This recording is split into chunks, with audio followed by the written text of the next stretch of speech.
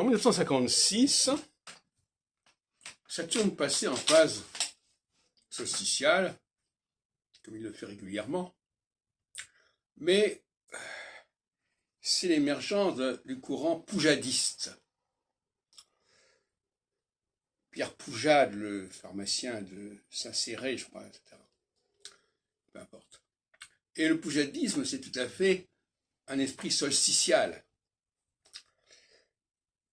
D'ailleurs, Jean-Marie Le Pen a été élu à cette époque le plus jeune député sur une liste poujadiste de Pierre Poujade. Et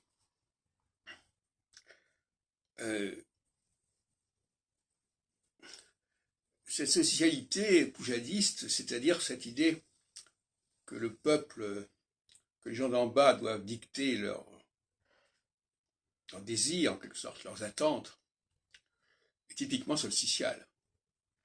Mais en même temps, on a à Moscou le congrès, le fameux congrès du Parti communiste d'Union soviétique, à la suite d'ailleurs de la mort de Staline, qui prend le contre-pied d'une sorte d'autorité supérieure, assez typiquement équinoxiale, et qui est une forme d'appel au peuple, en quelque sorte. Donc on voit que dans des horizons, dans des milieux très différents, mais à la même époque, les fameuses années 56, on a ce phénomène qui est également d'ailleurs la mise de côté de Pierre Mendès France. Alors c'est pas la mort de Pierre Mendès France comme Staline, mais c'est Guy Mollet qui décide de ne pas faire appel à Mendès France, malgré les réussites qu'il avait obtenues, ce Mendès France, notamment dans la résolution d'un certain nombre de crises coloniales, à Genève notamment. Donc là aussi, on a ce phénomène de solsticialisation sociale correspondant à 56-57, et qui aboutira d'ailleurs au retour de Gaulle, qui se veut par-delà les partis, par-dessus les partis. Et alors, le fait de par-dessus les partis, c'est aussi une position très solsticiale. On veut l'unité,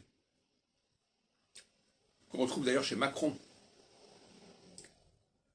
dans les mêmes configurations 60 ans plus tard. Et c'est-à-dire mettre à l'écart les partis politiques, d'une certaine manière. Ce qu'il réussira particulièrement en 62, toujours en phase équinoxe solsticiale, en faisant voter la loi sur l'élection du président de la République au suffrage universel, ce qu'il n'avait pas pu obtenir en 58, où le président de la République était encore élu par une assemblée de notables.